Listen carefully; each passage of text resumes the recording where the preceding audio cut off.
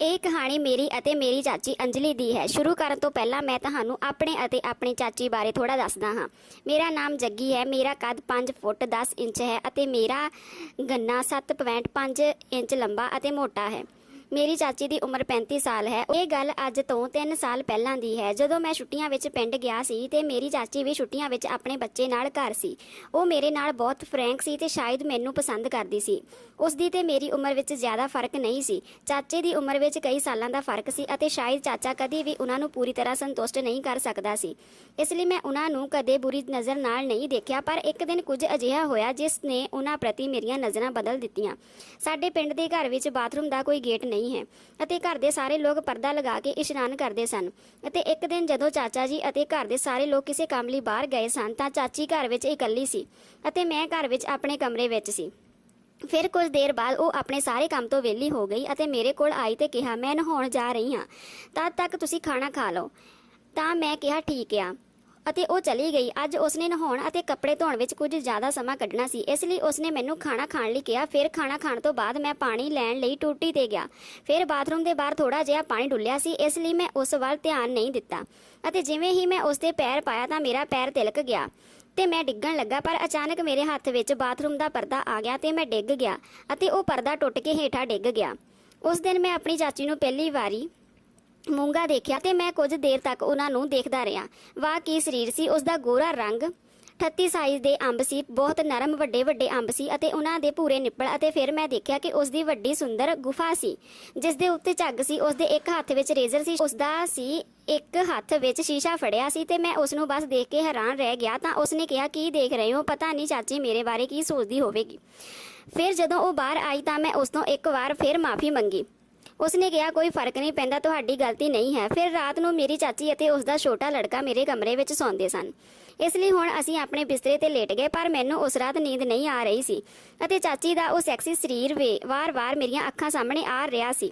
ਫਿਰ ਮੈਂ ਫੈਸਲਾ ਕੀਤਾ, ਇੱਕ ਵਾਰ ਇਸ ਨੂੰ ਠੀਕ ਕਰਦਾ ਹਾਂ। ਉਸਦੇ ਬਾਰੇ ਸੋਚਦੇ ਸੋਚਦੇ ਮੈਂ ਸੌਂ ਗਿਆ। ਫਿਰ ਅਗਲੀ ਰਾਤ ਜਦੋਂ ਸੌਣ ਲੱਗੇ ਤਾਂ ਮੈਂ ਦੇਖਿਆ ਕਿ ਉਸਨੇ ਆਪਣੇ ਬੇਟੇ ਨੂੰ ਇੱਕ ਪਾਸੇ ਕਰਕੇ ਲੰਮੇ ਪਾ ਦਿੱਤਾ ਅਤੇ ਉਹ ਆਪ ਵਿਚਕਾਰ ਸੁੱਤੀ ਪਈ ਹੈ ਅਤੇ ਸਾਡੇ ਕਮਰੇ ਵਿੱਚ 0 ਵਾਟ ਦਾ ਬਲਬ ਜਗਿਆ ਹੋਇਆ ਸੀ, ਜਿਸ ਦੀ ਰੋਸ਼ਨੀ ਵਿੱਚ ਮੈਂ ਉਸ ਨੂੰ ਦੇਖਣ ਲੱਗ ਪਿਆ।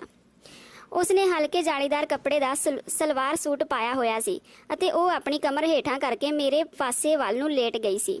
ਅਤੇ ਫਿਰ ਮੈਂ ਕੁਝ ਹਿੰਮਤ ਕਰਕੇ ਉਸਦਾ ਸੂਟ ਹੌਲੀ-ਹੌਲੀ ਉੱਪਰੋਂ ਕੀਤਾ ਤਾਂ ਉਸਦੀ ਗੁਫਾ ਦਾ ਹਿੱਸਾ ਮੇਰੇ ਸਾਹਮਣੇ ਆ ਗਿਆ ਅਤੇ ਉਸਨੇ ਅੰਦਰੋਂ ਕੱਛੀ ਨਹੀਂ ਪਾਈ ਹੋਈ ਸੀ। ਉਸਦੀ ਗੁਫਾ ਦਾ ਹਿੱਸਾ ਮੇਰੇ ਸਾਹਮਣੇ ਆ ਗਿਆ। ਉਸਨੇ ਅੰਦਰੋਂ ਕੱਛੀ ਨਹੀਂ ਪਾਈ ਹੋਈ ਸੀ। ਉਸਦੇ ਹਲਕੇ ਜਾਲੀ ਵਾਲੇ ਕੱਪੜੇ ਦੇ ਸੂਟ ਵਿੱਚੋਂ ਦੀ ਉਸਦੀ ਗੁਫਾ ਮੈਨੂੰ ਸਾਫ਼ ਹੀ ਦਿਖਾਈ ਦਿੰਦੀ ਪਈ ਸੀ। ਫਿਰ ਉਸਦੀ ਗੁਫਾ ਦੀ ਲਾਈਨ ਨੂੰ ਦੇਖ ਕੇ ਮੈਂ ਬਹੁਤ ਗਰਮ ਹੋ ਗਿਆ ਅਤੇ ਮੇਰਾ ਸੰਦ ਖੜਾ ਹੋ ਗਿਆ। ਫਿਰ ਮੈਂ ਹੌਲੀ-ਹੌਲੀ ਅੱਗੇ ਖਿਸਕਦੇ ਹੋਏ ਉਸ ਦੀ ਗੁਫਾ ਤੇ ਇੱਕ ਹੱਥ ਰੱਖਿਆ ਤੇ ਪਿੱਛੇ ਉਸ ਨੂੰ ਸਹਿਲਾਉਣ ਲੱਗ ਪਿਆ।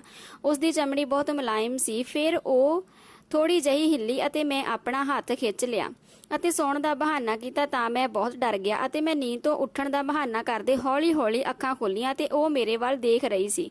ਫਿਰ ਮੈਂ ਕਿਹਾ, ਚਾਚੀ ਕੀ ਹੋਇਆ? ਹੁਣ ਦਿਖਾਵਾ ਨਾ ਕਰ, ਤੈਨੂੰ ਨਹੀਂ ਪਤਾ ਹੈ ਕਿ ਕੀ ਹੋਇਆ ਹੈ? ਅਣਜਾਣ ਬਣਦਾ ਹੋਇਆ ਇਸ ਦਾ ਕੀ ਮਤਲਬ? ਚਾਚੀ, ਤਾਂ ਮੈਂ ਦੱਸਾਂ ਤੂੰ ਕੀ ਕਰਦਾ ਪਿਆ ਸੀ ਅਤੇ ਤੂੰ ਮੇਰੀ ਗੁਫਾ ਨਾਲ ਖੇਡ ਰਿਹਾ ਸੀ। ਮੈਂ ਉਸ ਬਾਰੇ ਗੱਲ ਕਰ ਰਹੀ ਹਾਂ ਦੋਸਤੋ। ਉਹਨਾਂ ਦੇ ਮੂੰਹ ਵਿੱਚ ਇਹ ਸੁਣ ਕੇ ਮੇਰੀ ਹਵਾ ਟਾਈਟ ਹੋ ਗਈ ਸੀ। ਉਸ ਬਾਰੇ ਗੱਲ ਕਰ ਰਿਹਾ ਹਾਂ ਦੋਸਤੋ। ਉਹਨਾਂ ਦੇ ਮੂੰਹੋਂ ਇਹ ਗੱਲ ਸੁਣ ਕੇ ਮੇਰੀ ਹਵਾ ਟਾਈਟ ਹੋ ਗਈ ਸੀ। ਮੈਨੂੰ ਉੱਪਰੋਂ ਤੋਂ ਹੇਠਾਂ ਤੱਕ ਪਸੀਨਾ ਆਉਣ ਲੱਗਾ ਅਤੇ ਮੈਂ ਬਹੁਤ ਸੋਚ ਸਮਝ ਕੇ ਬੋਲਿਆ, ਮੈਂ ਅਜਿਹਾ ਨਹੀਂ ਕਰ ਰਿਹਾ ਸੀ ਅਤੇ ਹੋ ਸਕਦਾ ਕਿ ਤੁਹਾਨੂੰ ਗਲਤਫਹਿਮੀ ਹੋ ਗਈ ਹੋਵੇ। ਹੋ ਸਕਦਾ ਮੈਂ ਨੀਂਦ ਵਿੱਚ ਸੀ ਤੇ ਮੇਰਾ ਹੱਥ ਲੱਗ ਗਿਆ ਹੋਵੇ। ਚਾਚੀ, ਹੁਣ ਤੂੰ ਬਹੁਤ ਨਾ ਡਰ। ਜੇ ਮੈਨੂੰ ਬੁਰਾ ਲੱਗਦਾ ਤਾਂ ਮੈਂ ਜ਼ੋਰ ਨਾਲ ਥੱਪੜ ਮਾਰ ਦਿੰਦੀ। ਮੈਂ ਆਪਣੇ ਪੂਰੇ ਸਰੀਰ ਨਾਲ ਖੇਡਣ ਵਿੱਚ ਤੈਨੂੰ ਕੁਝ ਨਹੀਂ ਕਹਿੰਦੀ। ਫਿਰ ਉਸ ਦੇ ਮੂੰਹੋਂ ਇਹ ਸੁਣ ਕੇ ਮੈਂ ਬਹੁਤ ਹੈਰਾਨ ਹੋਇਆ। ਮੈਨੂੰ ਆਪਣੇ ਕੰਨਾਂ ਅਤੇ ਕਿਸਮਤ ਤੇ ਵਿਸ਼ਵਾਸ ਨਹੀਂ ਹੋ ਰਿਹਾ ਸੀ ਕਿ ਕੁਝ ਘੰਟੇ ਪਹਿਲਾਂ ਸੋਚ ਰਿਹਾ ਸੀ ਇਹ ਸ਼ਾਇਦ ਹੁਣ ਸੱਚ ਹੋਣ ਜਾ ਰਿਹਾ ਸੀ। ਅਤੇ ਮੈਂ ਕਿਹਾ ਕਿ ਤੁਹਾਨੂੰ ਸੱਚਮੁੱਚ ਮੇਰਾ ਇਹ ਸਭ ਕੁਝ ਕਰਨਾ ਪਸੰਦ ਹੈ? ਚਾਚੀ, ਹਾਂ।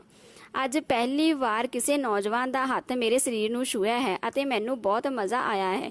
ਮੈਂ ਹਰ ਰਾਤ ਆਪਣੀ ਗਰਮ ਗੁਫਾ ਨਾਲ ਸੌਂ ਜਾਂਦੀ ਹਾਂ। ਫਿਰ ਮੈਂ ਸੋਚਿਆ ਕਿ ਇਹ ਸਹੀ ਹੈ ਜੇ ਮੈਂ ਤੁਹਾਨੂੰ ਕਹਾਂ ਕਿ ਮੈਂ ਤੁਹਾਡੀ ਗੁਫਾ ਨੂੰ ਠੰਡੀ ਕਰ ਸਕਦਾ ਹਾਂ। ਚਾਚੀ, ਹੁਣ ਮੈਂ ਤੁਹਾਨੂੰ ਇਸ ਲਈ ਜਗਾਇਆ ਹੈ। ਮੇਰਾ ਮੂੰਹ ਦੇਖਦੇ ਰਹਾਂਗੇ ਜਾਂ ਕੁਝ ਕਰੇਗਾ।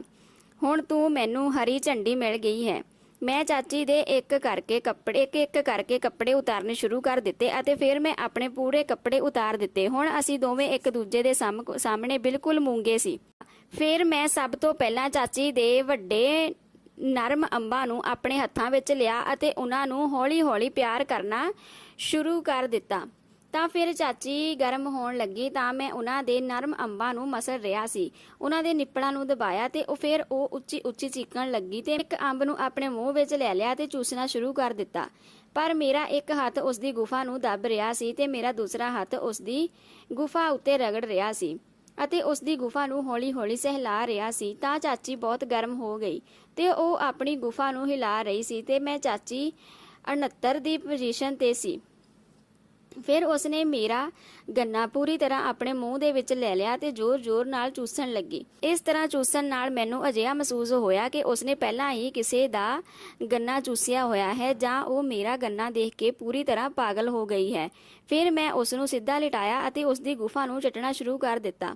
ਉਸਦੀ ਗੁਫਾ ਵਿੱਚ ਆਪਣੀ ਜੀਭ ਪਾ ਕੇ ਉਸ ਨੂੰ ਇੱਧਰ-ਉੱਧਰ ਹਿਲਾਉਣਾ ਸ਼ੁਰੂ ਕਰ ਦਿੱਤਾ। ਫਿਰ ਕੁਝ ਦੇਰ ਬਾਅਦ ਮੈਂ ਦੇਖਿਆ ਕਿ ਉਹ ਥੋੜਾ ਜਿਹਾ ਹਿੱਲੀ ਤੇ ਉਹ ਹੇਠਾਂ ਡਿੱਗ ਪਈ।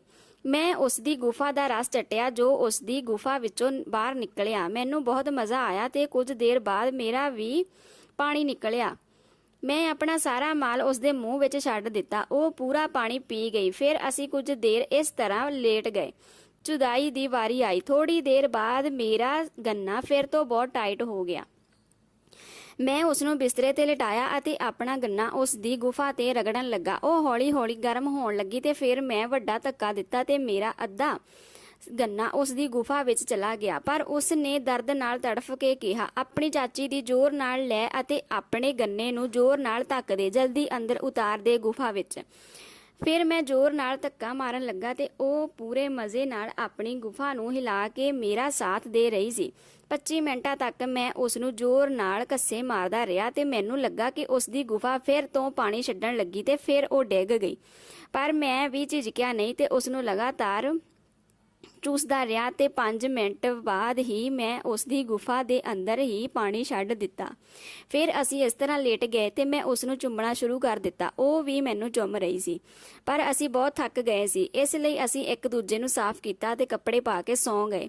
ਅਗਲੀ ਰਾਤ ਮੈਂ ਉਸ ਨੂੰ ਇੱਕ ਵਾਰ ਫਿਰ ਤਿਆਰ ਕੀਤਾ ਤੇ ਮੈਂ ਕਈ ਵਾਰ ਵੱਖਰੀ ਸਥਿਤੀ ਵਿੱਚ ਚਾਚੀ ਨੂੰ ਚੋਦਿਆ। ਉਸ ਦੀ ਗੁਫਾ ਨੂੰ ਇੱਕ ਵਾਰ ਮਾਰਿਆ ਤੇ ਅੱਜ ਵੀ ਮੇਰੇ ਲਈ ਕੁਆਰੀ ਸੀ। ਫਿਰ ਮੇਰੀਆਂ ਛੁੱਟੀਆਂ ਖਤਮ ਹੋ ਗਈਆਂ। ਮੈਂ ਬਹੁਤ ਦੁਖੀ ਹੋ ਕੇ ਆਪਣੇ ਘਰ ਆਇਆ। ਜਦੋਂ ਮੈਂ ਉੱਥੇ ਰਿਹਾ ਮੈਂ ਸਾਰੀ ਰਾਤ ਦਿਨ ਚਾਚੀ ਦੀ ਗੁਫਾ ਛਾਤੀਆਂ ਨਾਲ ਬਹੁਤ ਮਸਤੀ ਕੀਤੀ। ਫਿਰ ਕੁਝ ਦਿਨਾਂ ਬਾਅਦ ਮੈਨੂੰ ਪਤਾ ਲੱਗਾ ਕਿ ਅੰਜਲੀ ਚਾਚੀ ਗਰਭਵਤੀ ਹੈ। ਉਸਨੇ ਮੈਨੂੰ ਬੁਲਾਇਆ ਤੇ ਦੱਸਿਆ ਕਿ ਉਹ ਮੇਰਾ ਇਕਲੌਤਾ ਬੱਚਾ ਹੈ। ਤਾਂ ਮੈਂ ਬਹੁਤ ਖੁਸ਼ ਅਤੇ ਹੈਰਾਨ ਸੀ ਕਿ ਮੈਂ ਆਪਣੀ ਪਹਿਲੀ ਚੁਦਾਈ ਵਿੱਚ ਕਿਸੇ ਨੂੰ ਗਰਭਵਤੀ ਕਰ ਦਿੱਤਾ ਸੀ। ਇਸ ਲਈ ਅਸੀਂ ਕੁਝ ਦਿਨਾਂ ਬਾਅਦ ਦੁਬਾਰਾ ਮਿਲੇ ਅਤੇ ਫਿਰ ਚੁਦਾਈ ਕੀਤੀ ਅਤੇ ਉਹ ਮੇਰੇ ਚਾਚੇ ਤੋਂ ਘੱਟ ਚੁੱਦਦੀ ਸੀ ਅਤੇ ਮੈਂ ਇਸ ਤਰ੍ਹਾਂ ਆਪਣੀ ਚਾਚੀ ਨੂੰ ਆਸਾਨੀ ਨਾਲ ਖੁਸ਼ ਕਰ ਲਿਆ ਅਤੇ ਉਸ ਨੂੰ ਆਪਣਾ ਦੂਜੇ ਬੱਚੇ ਦਾ ਨਾਂ ਦੇ ਦਿੱਤਾ।